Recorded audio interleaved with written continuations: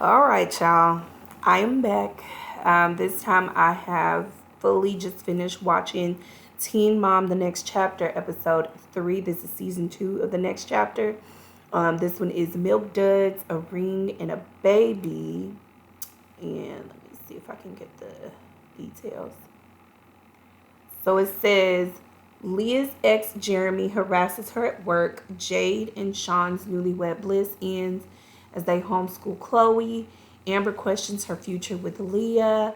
Mackenzie and Cassano celebrate their anniversary. I will say, in watching this, I do not recall seeing anything just yet pertaining to Jade and Sean homeschooling Chloe in this episode.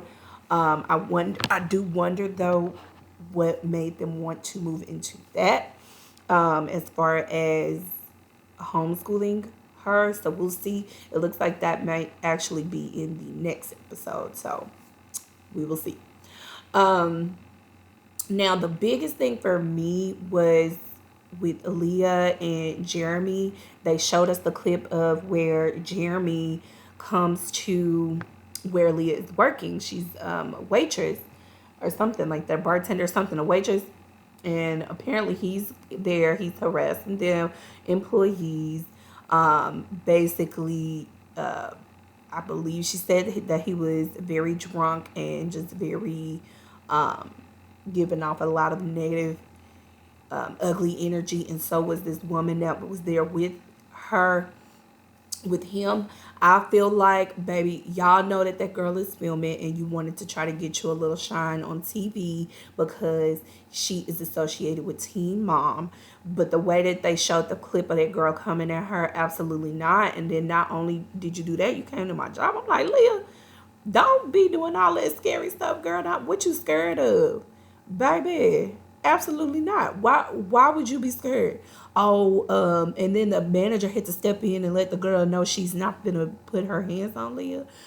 First of all, when y'all realized that they was up there getting drunk, causing a ruckus, y'all should have already called the police to come and have them escorted off the property if they did not leave the premises when you asked them to. And then as far as Leah, when you realized how they was talking to you, honey, I wouldn't have been standing there going back and forth with them. I would have politely walked away and said, don't do that. Don't ever come to my job on no mess like that, because point blank, period, when it pertaining to my kid, it matters who the heck my child is around, which Leah said she didn't even know the girl, first of all. And then Jeremy, apparently when you have your daughter on your weekends or whenever you're supposed to have her, she's with her grandparents anyway. Yeah, get out of my face. I hate that that is the situation. I was not expecting that. Watching the episode, I thought it was going to be a scenario where they were actually getting along.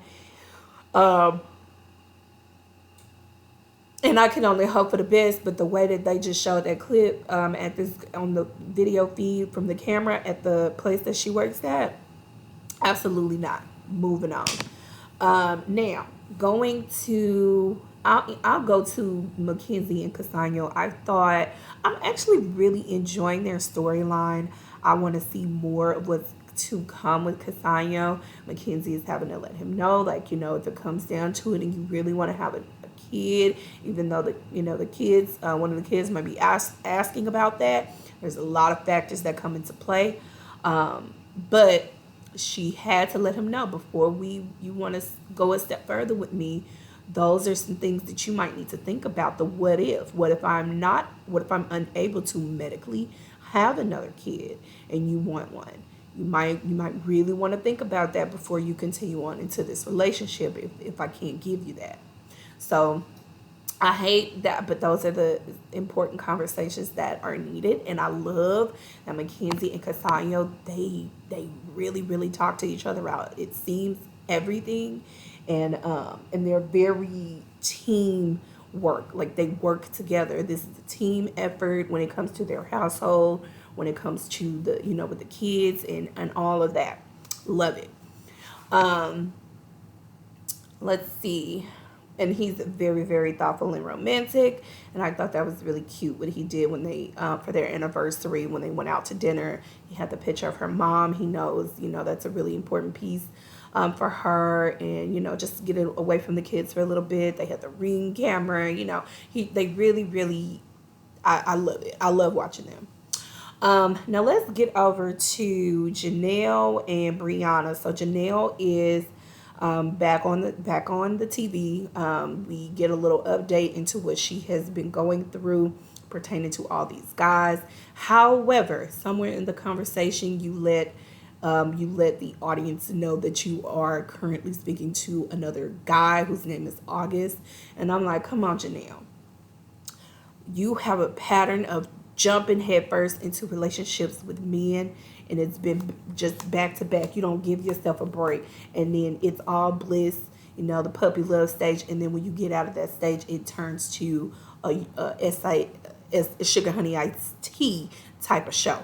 So you have 3 kids from what I'm seeing, and you really need to think about not yourself, but you have to think about your children as well. You just got out of a really terrible situation. Jace, by the way, oh my gosh, he's a grown little man. Like, I was so shocked to see him. When you watch from 16 and pregnant to where they are now, oh my goodness, all the kids they're so big. But yeah, like, come on, Janelle, slow it down. And I'm so happy that Brianna was actually giving her some really good advice. Keep it small, keep it to something that you know that you can maintain.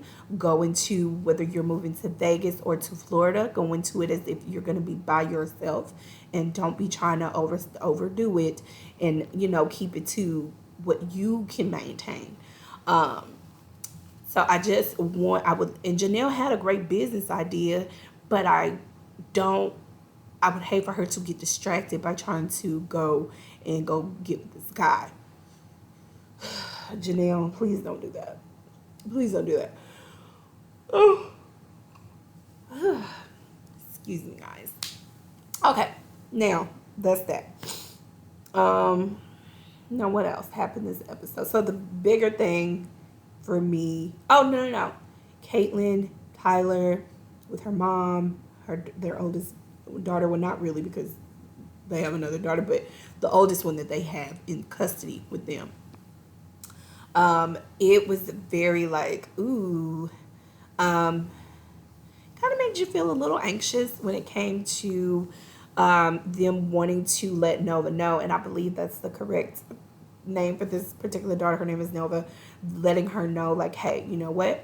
I might not be getting along with your grandmother right now.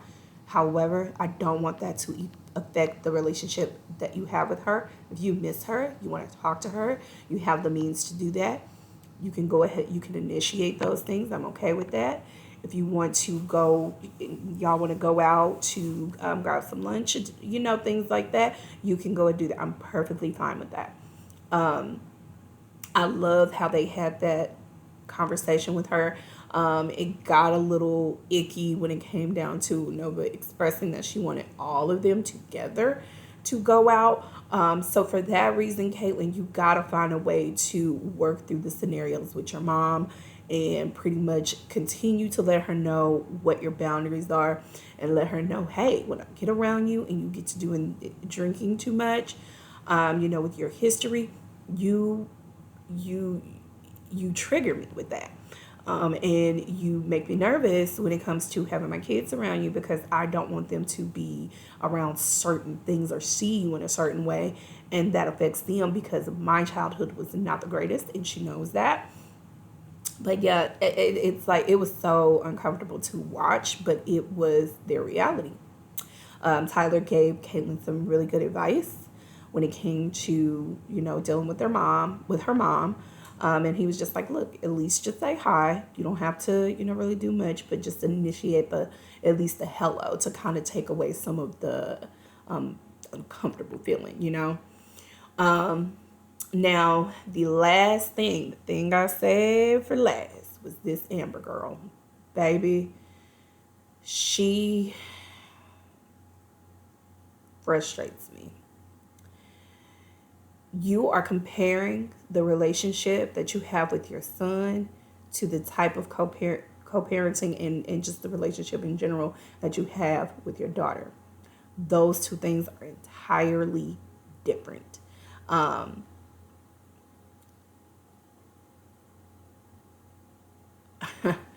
I don't even know where to begin. It's beautiful that you're able to coordinate and follow, by what agreement that you have um, through the courts, that you have that in place to where you can still have your visitations with your son. Now, when it comes to Leah, it gets a little bit trickier because she's seen way more than your son has.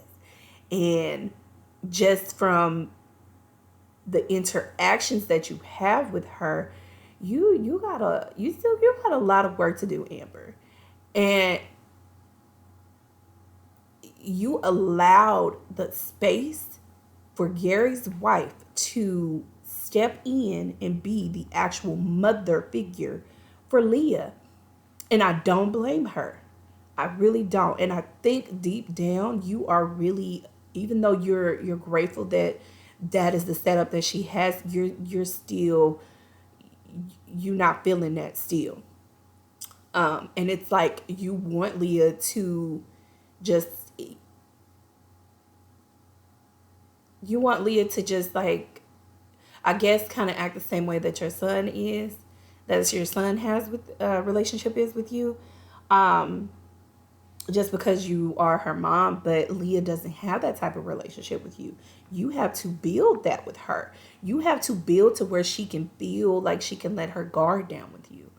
I think with Leah, it's almost like she acts as if when she's around you, she has to either kind of speak with you as if you're the child in the situation because of the way you act and react to things.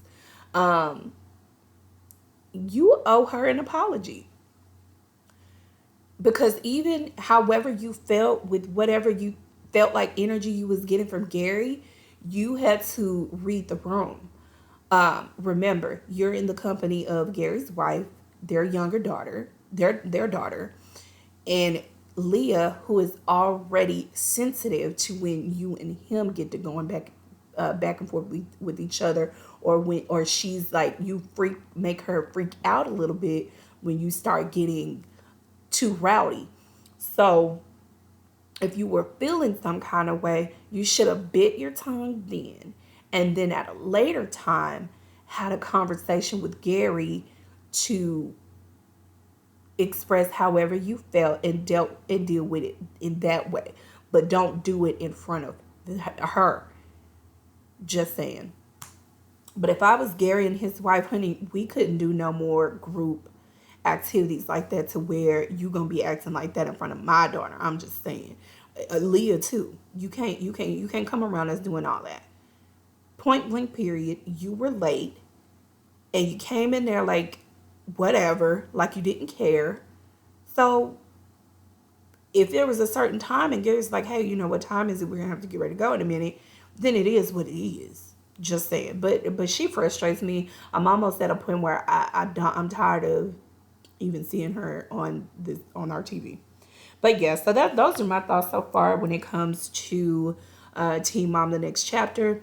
We'll have to see who's gonna be airing on the next episode because they do not have the time frame to be able to put all the ladies in one episode at the same time. That would be a lot.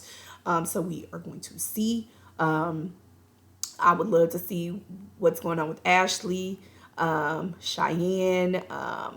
I don't think she really had a lot going on there. I mean, I know they had the topic about the baby, but other than that, what really do y'all have to talk about? But it looks like we are going to see something between her, Corey, and Zach. We have to see what that's going to be about. So yeah. Oh, and Brianna and her mom, something about drugs, something, I don't know what's going on with her mama. I have no idea, but we gonna find out. But yeah, so thank you again for watching. Please hit that like button and subscribe. I will continue to follow the season. I'm gonna go ahead and do my reviews on it. I've been watching it. I just hadn't done any reviews on it, so I'll go ahead and do reviews on it. I'd like to go ahead and pick that back up. So yeah, have a beautiful, wonderful day, and I will be back with next week's episode next week.